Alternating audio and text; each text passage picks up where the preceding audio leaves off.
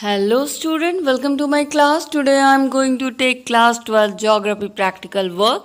The book name is Practical Work in Geography Part 2 because it's part 1 we have already studied in class 11.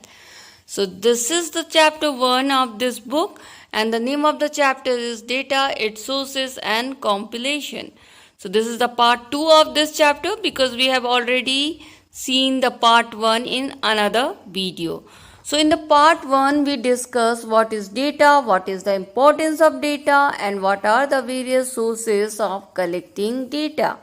So we saw that primary source and the secondary source are the two sources of collecting data, and in the primary source you collect the data yourself, and in the secondary source you don't collect it yourself, you are just using the data which somebody else has collected. So in the secondary source what you do, you just collect the data from some published or unpublished sources. Somebody else has collected the data and they have kept that data either in the document or they have published it somewhere. You just go and use it, and that is called secondary source of data. So in the first part we have already seen what is primary source of data, what are the various types of primary source of data. Now in the second part we are going to discuss what is secondary source of data and what are the various type of secondary source of data, and also about the tabulation and classification. So let's proceed with this chapter. So we are going to read first and foremost about the secondary source of data. So see, the secondary source of data is of two types. One is published source and another one is unpublished source. Published source are the data which are publicly printed, which is open to the public. Everybody can read it. That is called your published source. And unpublished source data are those data which is collected but it is not printed or open to the public, but it is kept in a documents or in a record and you just go and use it. And that is called your unpublished source of data. So first we will discuss about the various types of published source and then we will discuss about the unpublished source. So let's first proceed with the published source. So in the published source of data, you have the first one is government publication. So see, the various government organization, government department, government ministry, they conduct the data they collect the data from time to time. They conduct the survey and collect those data, and they are actually very reliable source of data, and you can use it with full confidence because it is collected with so much of effort and it is really reliable. For example, the most famous survey which Government of India conduct and collect the data is the Census of India, which is conducted every 10 years. And also the National Sample Survey also conduct and collect the data on various aspects. So all this data you can use it with full confidence because they are really reliable source of data. Now let us see the another type of published source of data. The another type of published source of data is your semi and quasi-government publication data. This quasi-government organization like your municipality, municipal corporation, Jilla Parishad or anything else, they also collect data from time to time and they are also very reliable source of data and you can use it with full confidence. The third category under published source is your international publication, because various international organizations like your UNO, UNESCO, WHO, ILO, FAO, there are various international organizations, they collect the data from time to time from the different countries, like they publish it in a demographic yearbook and in other papers and magazines. So this is also very reliable source of data, especially if you want to collect the data for the international level or about the different countries, then this is the most reliable source of data. Now let us see the other sources under the published source, and that is your private publication, because various private organization and newspaper collect the data from time to time. They are not as reliable as the government sources, but definitely you can use it for your survey because it gives you broader outline about the topic. There are another source under the published source, and that is your newspaper and magazine. You get newspaper and magazine on the daily basis or in the weekly basis or in the monthly basis, and they are also very reliable and useful way of collecting data. Electronic media is another way of collecting data, and recently it has become very popular because it gives you quick and instant information. Because nowadays people, if they want to collect the data for anything, for easy way, they just use internet to collect those data. So this electronic media has recently gained popularity, and they are providing you lot of information in a quick way. So these are the various published sources of data under secondary source of data category. So let's see the another category of secondary source of data, and that is about your unpublished source. So under unpublished sources also we have various category like the government documents. See, the various government ministry and organization, they don't publish each and everything they have collected. Sometimes they keep some of their information in their records, in their documents. So you can go to their organization and collect those data from their documents and their records, and you can use those data in your survey, and they are really reliable, and you can use this data for your survey. Another unpublished source of data is your quasi-government's record. Like quasi-government's records, like the records books of district council or the civil service department, they also provide you lot of informations about the various topic. You can collect data from there also and use it for your survey. There are some private organizations and unions which also collect data from time to time. You can go to their department and collect the data from their documents and the record book, and they also provide you lot of information about various topics. So this way there are so many unpublished sources of data also which give you lot of information, and it is a good source of secondary source of data. So with this we have completed secondary source of data. We have seen its two type and its subtype. Alright, now let's move forward in this chapter, and now we are going to see about the tabulation and classification of data. See, when you collect the data, it is collected in a jumble way. All the information you write in a jumble way. Now you have to use this data for meaningful inference, for meaningful conclusion. So what you do, you just arrange those data in a table form. You just classify the data in rows and column. When you classify the data in a table form in rows and column, it become very easy to get information from those tables, because first and foremost you arrange the information in a tabular form, which take less space, and they give lot of information.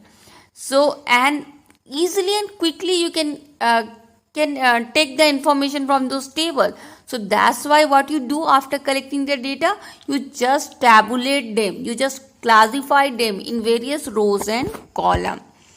So when you are doing the tabulation and classification of data, it can be done in a various way.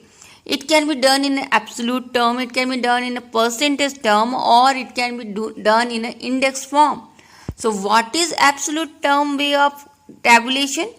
In the absolute term, what you do, you organize the data, and for this what you do, you write the data in a integer, in the form of integer or in the form of absolute number. Then it is called absolute term tabulation. But also you can write those data in a percentage form also, like in the form of ratio. For example, when you write the total number of educated people, like for example in X place, the total number of educated people are 5 million, and you write this way the data, the people are 5 million, then it is called absolute term. But when you write not in terms of number, but you write in the terms of percentage, for example you write only the 50 or 60% people in the X place are educated. So when you are presenting this data in a percentage form, it is called presentation of data in a percentage ratio form. For example, you can see this table. In this table you can see, this table is given in your book also. In the first column you have the series 1 to 10, and then in the second column you have the name written of the various states of India, and then various places of India, and then in the third column you are written, you have got the information about the population of those places in the terms of number, in the term of absolute term. So this is called your absolute terms of presentation. In the fourth column you have written how many males are there in those places, and in the fifth column you have written how many females are there in that place. So this is called absolute term way of presenting the table. But same way you can present the data in the form of percentage or ratio also. For example, in this table is also given in your book. You can see that in the first column there are the different periods written, and then in the second column the literacy rate is written in the percentage form. Means in 1951, of the total population of the place, only 18.33% people were educated or literate. And in the third and fourth column you can see that percentage of male educated at that time and percentage of female educated at that time respectively is given in third and fourth column. Alright, so this is not given in absolute term, this is given in percentage term. So when you present the data in a percentage term, it is called percentage ratio presentation. Alright, now let's move forward. Now you can also present the data in an index number form. This is also a statistical measure which is designed to show the comparison. In this you can see how the variable is changing, how the variable or anything is changing with time, with location, or when the condition changes, how that variable is changing, how the variable is changing when the place changes or the condition changes or the time changes. Those changes, how the number is changing, that's you can show, and that is a very important statistical measure. Especially this measure is used in economics, in business studies. It shows you how the prices are changing with time, how the prices are changing with condition, how the prices are changing from place to place, or various other variables also. You can see how it is changing with the change in situation. So this calculation, when you calculate the index form number, you use actually a formula, and that formula is your Q1 by Q0 into 100. So sigma Q1 means it stands for total number of the current year production, and sigma Q0 is used for total production of the base year production, and generally this base year is taken as 100. So this way you can calculate it. This table is given in your book also. In the first column you have the various time period, and then the production is given to you in the second column, and then you are calculating the index number using the formula, and with that formula, when you apply the formula in the third column, you get what number you get is written in the fourth column, the index number. When you apply this formula, you get the index number, and this index number actually help you for comparison.